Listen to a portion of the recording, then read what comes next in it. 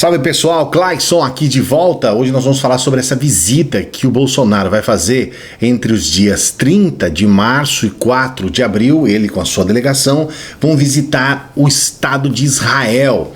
Nós vamos falar um pouquinho sobre as consequências do que possivelmente eles vão fazer lá. Só que antes eu quero pedir para você dar o joinha no vídeo e para você se inscrever no canal. Nós estamos aqui numa luta para chegar aos 100 mil inscritos e por isso nós dependemos da sua força. Então não se esqueça de se inscrever. Se você é inscrito, não se esqueça de ver aí se você continua inscrito. YouTube é aquela doideira, aquela loucura. Então a gente tem que ver até esses detalhezinhos aqui, tá bom? Se inscreva no canal, dê o joinha aqui no vídeo. Uma coisa que eu queria falar para você logo de cara, esse é o ponto chave dessa história toda. Nós hoje temos, dentro do governo Bolsonaro, como eu já disse, algumas alas, vamos dizer assim. Nós temos a ala daqueles que são os ideólogos, ou a ala da ideologia, que são aqueles que querem defender essa questão da direita, esses detalhes todos ligados ao movimento ideológico conservador e tudo mais. Depois nós temos, como eu já disse em outras ocasiões, o movimento dos liberais, que está junto com o Paulo Guedes. Nós temos o movimento dos militares. Então a gente tem algumas alas dentro do governo Bolsonaro. Essa visita do Bolsonaro a Israel, ela vai servir acima de tudo para atender a uma ala específica do governo, que é a ala das ideologias, a ala ideológica, aquele pessoal da extrema direita. Mas não é só isso. Essa visita do Bolsonaro a Israel, ela é, acima de tudo, um presente, um bibelô, vamos dizer assim, para o Olavo de Carvalho. A nossa política externa, ela tem que estar voltada para benefício do nosso país. Nós tivemos aqui com o PT algumas ações que foram envolvidas dentro de um espectro de ideologia que nós só nos ferramos por conta disso. Mas ele, de certa forma, o Lula tinha uma boa imagem internacional, ele era uma pessoa que era vista com bons olhos lá fora e até certo ponto algumas questões sim positivas aconteceram. Porém, a gente sabe que ficou muito dentro de uma questão ideológica e o Brasil não ganhou muito com isso. Pelo contrário, em alguns momentos a gente pode dizer que o Brasil perdeu ao implantar uma política ideológica muito forte nas suas relações externas com os países lá fora. E hoje a gente está vendo uma situação que é praticamente idêntica ao que aconteceu com o governo do PT, só que a gente está mudando, digamos assim, a ideologia e os personagens.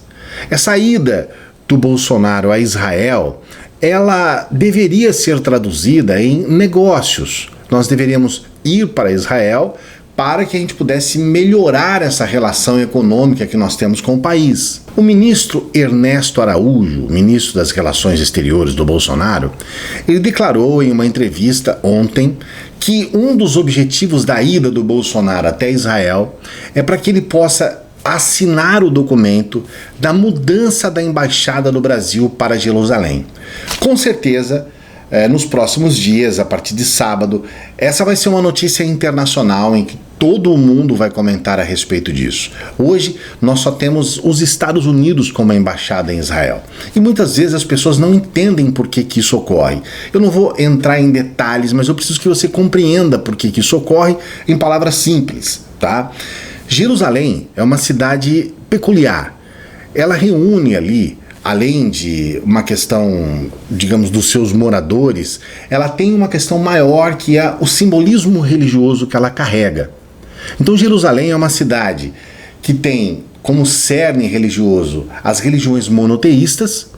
Então o judaísmo tem uma história muito forte ali, obviamente o cristianismo, uma história muito forte, e também o islamismo. O islamismo também tem uma história lá. É importante você saber que Israel é um país relativamente novo. Israel tem 70 anos. Mas a história ali naquela região, ela é muito antes desses 70 anos. E de alguma forma, depois do fim da Segunda Guerra Mundial, eles instituíram aquela região como sendo um país então judaico, como sendo Israel, o país de Davi, que Davi previu e tudo mais. E a palavra nem é essa, né? Profetizou. Desde quando isso aconteceu, as brigas foram muito grandes, especialmente com o povo árabe. Então nós temos verdadeiras guerras entre israelenses e árabes, de uma maneira geral. A questão da Palestina é apenas um dos detalhes que nós temos ali. A proposta, inclusive, era que Jerusalém fosse uma cidade internacional, não tivesse um país ou um dono, vamos dizer assim. Inclusive, a proposta também era que as Nações Unidas fossem cuidar de Jerusalém. Isso poderia apaziguar aquela região, trazer uma relação mais amistosa entre eles e, acima de tudo, fazer com que as coisas funcionassem ali, tirasse esse clima de tensão que é eterno naquela região desde quando Israel se instalou lá. Isso ainda é uma proposta, isso ainda é possível, porém quando o Trump resolveu colocar a embaixada lá, as coisas ficaram mais difíceis, porque aí nós temos um país que já reconhece que não tem esse negócio de paz, cara, isso aqui é Israel e ponto final, não tem Palestina, não tem nada disso aí não, vamos colocar isso daqui somente para Israel. E quando o Brasil coloca a sua embaixada lá, ele está sinalizando a mesma coisa. Ou seja, ele está passando à frente de alguns tratados, ele está, de alguma forma, desconsiderando aquilo que é algo, digamos assim, mundial, porque todas as outras embaixadas não estão de outros países em Israel, obviamente não estão em Jerusalém. E aí a gente tem a questão que eu considero a principal desse vídeo e o que você mais precisa prestar atenção. Primeiro, não há um ganho com isso. Nenhum ganho. Muito pelo contrário. Mesmo que seja temporariamente, nós vamos perder muito. Porque os países árabes, de forma imediata, eles vão nos colocar numa lista daqueles que não têm que ter relações comerciais. Então, de forma imediata, com certeza absoluta, nós podemos perder muito com as negociações que nós temos com os países árabes. Depois nós temos um segundo ponto que eu considero também muito relevante. O fato da possibilidade de nós termos o nosso país na rota do terrorismo. Nós sabemos com quem estamos mexendo. Então, esses terroristas islâmicos, eles podem eleger o Brasil como um país inimigo, coisa que ainda não aconteceu. Mas com uma atitude como essa, a gente pode atrair para cá ações terroristas. E nós estamos 100% vulneráveis em relação a isso. Se vier um sujeito aqui que quiser explodir o Cristo Redentor, ele faz isso com muita facilidade. A gente está vulnerável. Nunca tivemos ataques terroristas de forma objetiva, apesar de eu considerar, por exemplo, esse caso de Suzano um ataque terrorista. Mas ainda estamos muito vulneráveis. Então uma ação como essa, ela muito mais prejudica o Brasil do que ajuda em alguma coisa. Se o Bolsonaro não sair de lá com ações muito concretas em relação a Israel, cara, vai ser a coisa mais desastrosa do mundo. Só que tem um grande problema. O Bolsonaro sai de lá no dia 4, no dia 9 nós temos uma eleição. Benjamin Netanyahu, que é o primeiro-ministro de Israel, a quem Bolsonaro está se relacionando, ele tem acusações fortes contra ele, acusações de corrupção. Ele tentou agora, há 2-3 dias atrás, visitar os Estados Unidos e levar para Israel um trunfo que ele tem, que é o apoio de Trump. Mas Israel também está muito desconfiada, inclusive numa própria reeleição do Trump, e mais, a oposição de Netanyahu se reuniu para realmente fazer um bloco que possa fazer frente mesmo a ele. Então, olha só o que está acontecendo. Muito provavelmente, o Bolsonaro vai chegar lá no dia 4, sair de lá no dia 4, no dia 9, 5 dias depois, a gente pode não ter Benjamin Netanyahu lá. Ou seja, na mesma semana que ele fechar alguns acordos lá, a probabilidade desses acordos ruírem é muito grande. E mesmo que ele feche os acordos, mesmo que o Netanyahu continue primeiro-ministro, a gente não tem nenhuma garantia de que isso vai reverter bons lucros para o país. E relação exterior é isso, cara. É relação comercial. Não pode haver uma relação ideológica, exclusivamente ideológica, em detrimento do Brasil.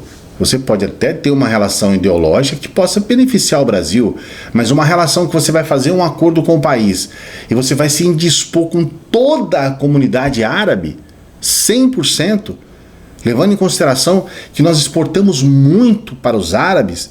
Então isso é de uma burrice enorme.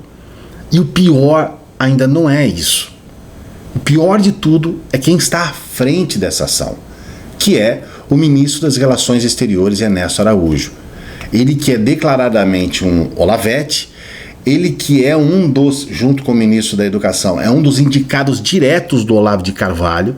Então o Olavo indicou 2 ministros e o Ernesto Araújo é um deles.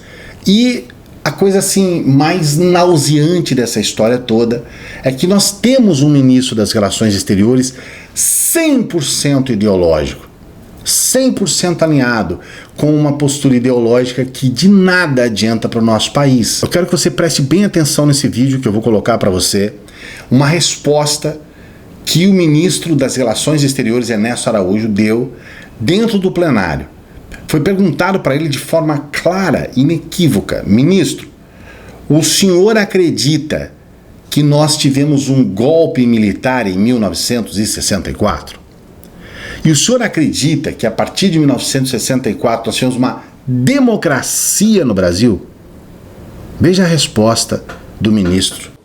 Vossa Excelência perguntava se eu considero 1964 um golpe. Não considero um golpe, considero que foi um movimento necessário para que o Brasil não se tornasse uma ditadura. Isso não tem a menor dúvida disso, essa é a minha leitura da história. Não considera? 64 não considero um golpe. Não considera um golpe? Não. Não teve ditadura no Brasil, então? Por favor, vamos continuar com a palavra aqui do ministro. Todos ouviram pacientemente os deputados. Isso. Agora é a vez do ministro falar, depois a gente abre novamente para as considerações. Como você pode perceber, até o Ivan Valente perguntou no final, mas o senhor então não acredita mesmo? Você vê que essa última palavra, né, essa pessoa que estava conversando com o ministro é o Ivan Valente, do PSOL. E aí ele tem essa confirmação, é bom saber. Então você percebe que esse ministro é mais um revisionista. Não há argumento que justifique o fato de nós não ter tido um golpe militar no Brasil. Mesmo que a gente tenha aquela famosa marcha da família, mesmo que a gente tenha artigos de jornais apoiando, mesmo que sim houvesse naquele momento um movimento, especialmente em São Paulo, para defender o regime militar, não há documento nenhum que mostre que todos aqueles que estavam defendendo os militares no governo queriam os militares por mais de 20 anos. Ninguém queria isso. A verdade é que todas as pessoas, inclusive até o Carlos Lacerda, inclusive um dos principais oponentes, estava todo mundo de olho e falou: não, beleza, vamos tirar esse cara, daqui a 2 anos a gente faz uma outra eleição e manda pau. Então todo mundo estava esperando que era uma coisa de transição, uma coisa de momento. Porque, na verdade, nós tínhamos tido uma eleição legítima. E naquela época era uma coisa maluca, cara. Haviam 2 eleições, uma para presidente e outra para vice-presidente. O vice-presidente não era necessariamente do mesmo partido do presidente. Os dois não tinham a mesma, digamos, linha ideológica, porque cada um tinha os seus eleitores. Então, nós íamos lá na eleição, votávamos para presidente e um candidato para vice. Não é como aqui é hoje, que você vota no presidente e vai ao vice junto. Então, só para você ter uma ideia da insanidade, João Goulart, que era o vice-presidente, ele teve mais votos do que o Jânio Quadros, que foi o presidente eleito. João Goulart teve mais votos. Do ponto de vista de representatividade, João Goulart tinha mais representatividade do que Jânio Quadros. Então, ali eles inventaram um monte de mentiras, que o Brasil ia ser uma ditadura, inclusive você vê aí o ministro dizendo que ia ser uma ditadura, que isso é uma mentira que não tem tamanho. O Brasil estava na sua plena democracia, todos eleitos pelo voto, e mais ainda, essa coisa toda que surgiu com relação às guerrilhas e tudo que aconteceu com os comunistas veio depois. Essa questão toda com os crimes e tudo mais veio depois, uma resposta à ditadura militar. ao regime ditatorial. Aliás, tem umas coisas agora aqui, tem um vídeo do Lula falando regime militar. E aí o cara fala, tá vendo? Ele não fala ditadura, ele fala regime. Mas espera aí, não existe regime ditatorial? Só porque ele mudou a palavra regime, não fala ditadura, quer dizer, existe regime ditatorial, cara. A ditadura é um regime ditatorial.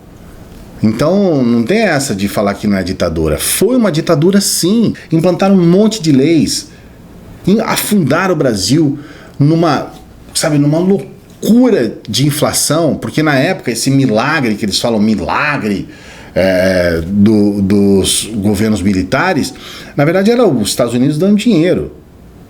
E na verdade as coisas só inviabilizaram para os militares porque os Estados Unidos pulou fora. Jimmy Carter pulou fora da coisa, começou a criticar, começou a ver essa sacanagem. Aliás, ele estava criticando todos, porque a América Latina era um mar de militarismo e de ditadura. Então foi depois que Jimmy Carter começou a criticar e os Estados Unidos começou a pular fora, foi aí que os ditadores militares entregaram. Porque eles não tinham mais condições de se manter. Não secou o dinheiro dos Estados Unidos. Então, se a gente não tiver um conhecimento, se a gente não conseguir entender o que aconteceu, se a gente não estudar a história, a gente vai, ficar à mercê de pessoas como essa, como esse ministro, que é extremamente revisionista. Vamos acreditar num monte de mentiras, de histórias que não têm cabimento, e vamos atravessar momentos tenebrosos no nosso país, na nossa vida. Olha, eu vou estar aqui atento ao que vai acontecer nesses próximos dias. Se o Bolsonaro realmente não voltar de Israel com muito dinheiro no bolso, com muitas e muitas e muitas ações que possam fazer com que a gente compense o que nós vamos perder com os países árabes e o risco de ser colocado no mapa do terrorismo, se isso não acontecer, nós teremos uma perda gigantesca para o Brasil, uma perda gigantesca para a nossa população, exclusivamente por uma questão ideológica, porque nós temos um ministro Olavete, porque nós temos um presidente que não consegue entender as coisas e somente para puxar o saco do Trump, dos Estados Unidos, faz uma ação dessa que o Brasil inteiro, o país, uma nação inteira perde. Olha, eu quero que você dê o joinha no vídeo, que você continue conosco, que se inscreva aqui no canal. A gente tem muita coisa para falar e o próximo vídeo já está aqui com o roteiro mais ou menos esboçado. Nós vamos falar sobre a questão da reunião do Guedes com os governadores, nós vamos falar sobre a questão de como está a articulação política do governo Bolsonaro, nós vamos falar sobre as demandas que o governo Bolsonaro precisa atender e por que ele não está atendendo, vamos falar sobre a questão da herança maldita do PT, vamos falar de bastante coisa, cara. Fica com a gente aí que a gente vai estar aqui no próximo vídeo falando a respeito desses assuntos todos, tá bom? Se inscreva no canal, veja esse vídeo aqui que eu acho muito legal, que é sobre Foro de São Paulo. Foro de São Paulo, cara, esse vídeo é importante. Veja esse vídeo e outros aqui do canal, tá bom? A gente se encontra na próxima.